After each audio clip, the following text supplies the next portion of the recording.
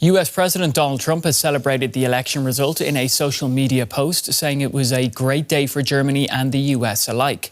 Trump's confidant, tech billionaire Elon Musk, endorsed the far-right Alternative for Germany party ahead of the vote.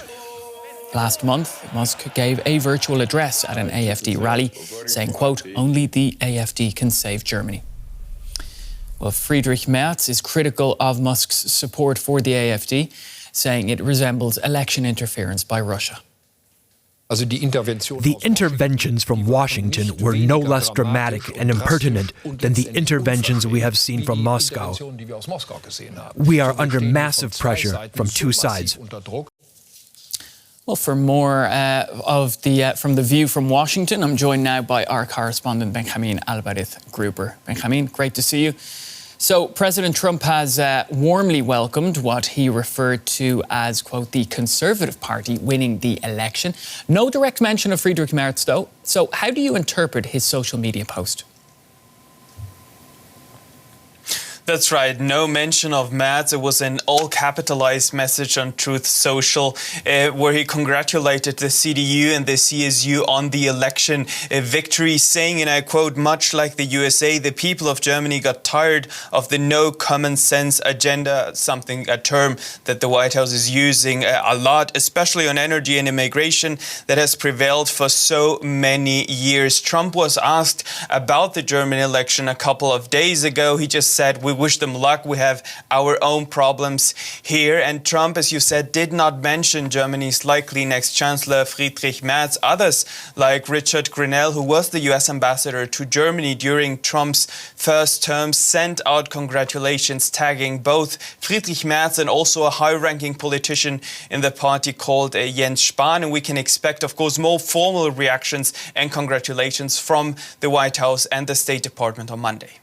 Now, Benjamin, Friedrich Merz just a few days ago said he was shocked by Trump's comments about Ukraine, saying it was Russian narrative. He's also spoken about achieving independence from the United States. So are we going to see a vastly different relationship between Berlin and Washington?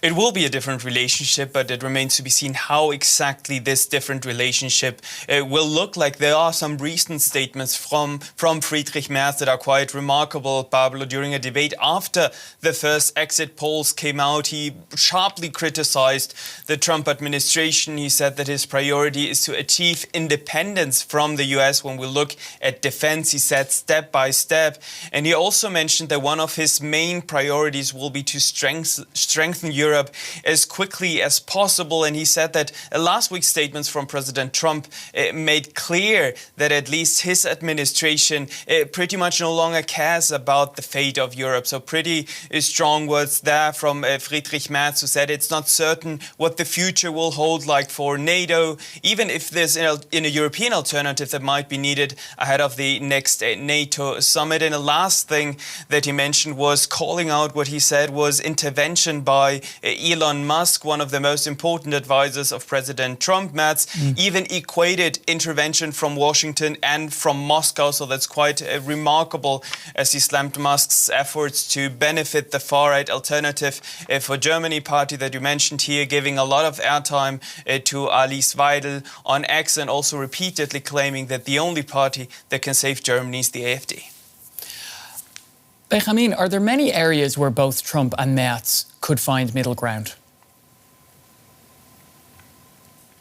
So Merz wants Germany to have a more active role in Europe. That's something that Trump will definitely like, as he's been asking European leaders to step up in the role in the world. When we talk about character and the past, that Merz is a former business leader who made a fortune as a lawyer, might be appealing to the US president too, but words are not enough, and talks between Washington and Berlin won't be easy. And that's also what we're seeing with other European leaders that are flocking to meet Trump. He met the Polish President Duda on Saturday. Next week, he will meet Emmanuel Macron from France, Keir Starmer from the United Kingdom. So we might need to wait first for a successful coalition in Berlin, so successful coalition talks, and then for formal communications is to step up between Berlin and Washington.